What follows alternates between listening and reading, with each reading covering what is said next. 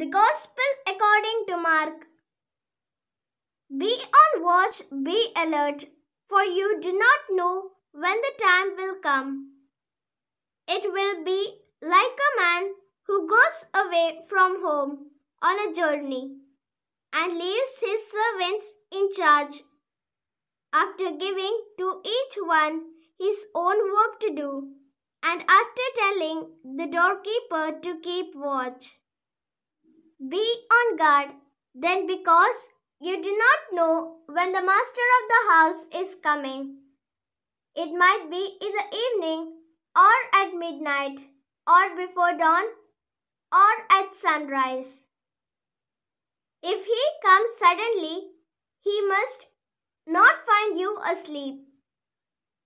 What I say to you then, I say to all, watch.